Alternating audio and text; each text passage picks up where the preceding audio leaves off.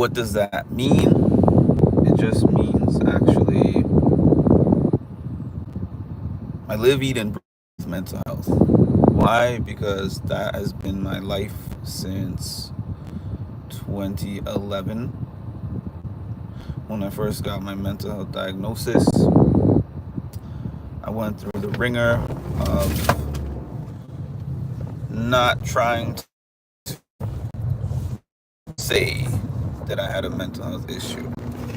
But I can proudly say, 14 years later, that having a mental health diagnosis is far from something that defines me. Because I still remember vividly when I want to. The first day that I went to a doctor about these panic attacks that I was getting every day at that time. And I remember when I spoke to that doctor, he said, "Oh, don't worry about that. It's just anxiety." And those words were unbelievable to me, and they were strange and confusing and upsetting because I've been to the doctor a million times before. Why am I here? I broke a bone in my foot. What's the prognosis? Uh, 3 months in a cast, 3 months of physical therapy now, and then when you're finished, you're all good. You can walk again, right? But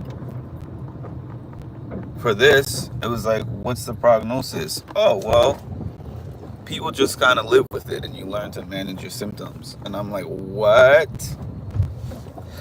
Something is happening to me that's unexplainable. There's no solution. What's the point of living? Like, that's really what my head was at, or where my head was at that point in time. Anyways, what does that have to do with my title? I don't know. It's funny because off of here, I'm so structured. I will never go in front of an audience without several pages of structured thoughts that I think, plan, write out, and rewrite 50 times. Despite the fact that I often go off script. Hi, Jackie. But on here, I just say whatever comes to mind. What was on my mind this morning was that every year on my birthday, for the last, I don't know, I want to say 4 years. Every year on my birthday for the last 4 years, I decided the gift that I always want to give myself is to be in the best physical and mental health that I can possibly be in. And I think that I achieved that 2024, 2023, possibly 2022, but I can't remember back that far. But the last 2 years, most definitely. I found races that were around my birthday, and I started in with my running routine last year, and I was going in on my running routine. And that particular race I had done maybe 7 to 8 times already, and I beat my fastest time by 30 minutes because I got the nutrition and the running in order. So when I woke up, I said to myself,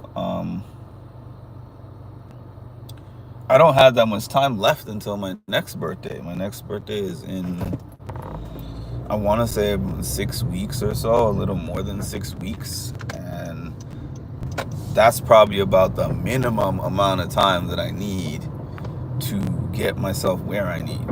But I don't just want a physical health reset. I want a mental health reset because I've also experienced a decent amount of depression. It's not like the worst. It's far from the worst that it's ever been, but it's there.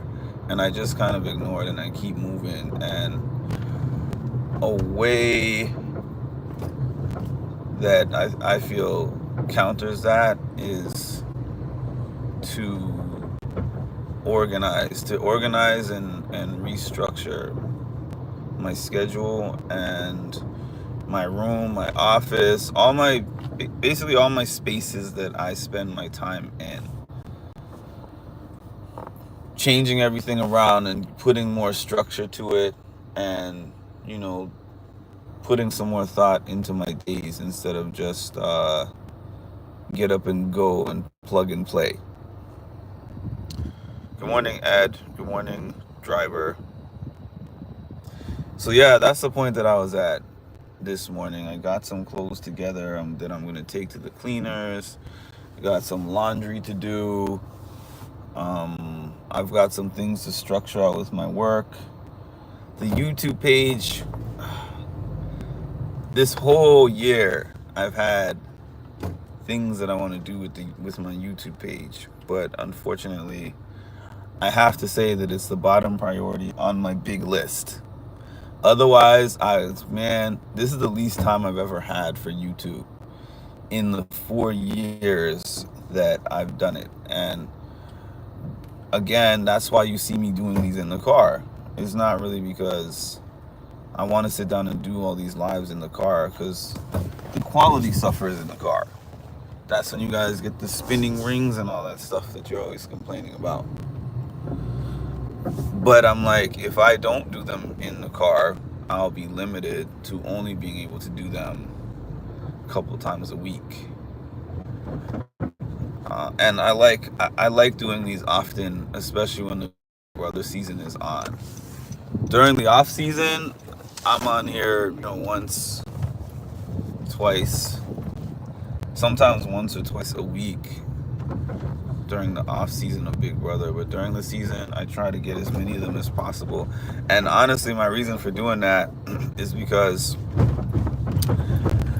I've told you guys before about the YouTube payment threshold. So to get paid on YouTube monthly, you have to generate at least $100 of revenue on the page to get your payment. They pay once a month. And during the off season, it can take me 3 months, 4 months to add up to $100. But during the Big Brother season, you get paid every month, because that's the time where there's the most traffic. That's the time where there's the most people coming through the channel and wanting to do their updates. Although it doesn't move as fast as it did the first season, because I remember the first season I did Big Brother, I probably made I didn't even have a monetized channel. I was just putting up my PayPal and stuff, and I made probably about $700-800 in that 5 weeks that I did it. And I assumed that it would be continuing like that going forward, but I caught the perfect storm. Popular season winner that a lot of people were behind. A lot of drama, a dramatic showmance. Oh man, nothing like that has really been replicated since. So yeah, that's where I am with the reset. I mean, I do resets. That's just something that I've been doing for years. Even though they were not always like physical health resets, they were some form of reset where I look at my life and I'm like, what do I like right now? What do I not like? What needs sharpening and improvement? How do I accomplish that? Let's set some goals down. Let's take some time to figure out happiness. You know what? This is something that I say all the time. A lot of people live their whole life as if happiness is optional. I watched my dad live a life like that. And if you looked at his life from the outside, you would think that man is one of the happiest people on earth, because he always had a very good job. He had a great education. He was so smart. He was very well liked. Lots of things going for him. But he was always working, and he was always live up to unrealistic expectations just in case. Something that my trainer always said to me is, what are your non-negotiables? And we always talked about, in his case, he was more relating it to fitness and nutrition, and me constantly being like, I don't have time for this and I don't have time for that. And the truth is, whenever we mapped it all out, I always had time. But it wasn't a matter of, do I have time? It was just more of a matter of, am I going to put the time towards this? And then we would always talk about, hey, do you skip work in the morning? Why not? The answer is, I skip a day at work. That represents X amount of hundreds of dollars. That's not going to be on my paycheck. So, but then it's like, if I set my alarm to go to the gym and I wake up and then I'm like, I don't feel like going to the gym, I'm like, okay, I'm just not going, because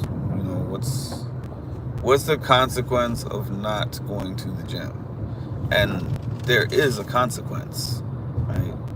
Because there's goals that I'm trying to achieve, so there's definitely a consequence. But the consequence is something that is not as easily seen as something like, I know this exact amount of money is coming off of my check if I don't go to work for this one day. That's where self-discipline comes into play. Self-discipline is something that I can have when I want to have it. But the want part is the part that is hard to figure out at times. But yeah, that's where I'm at. Let me know if you can relate. Thanks for tuning in, and as always, thanks for the support. Please make sure to like, comment, subscribe, and hit that notification bell to get notified of when I drop some more great content. Thank you all. Have an amazing day.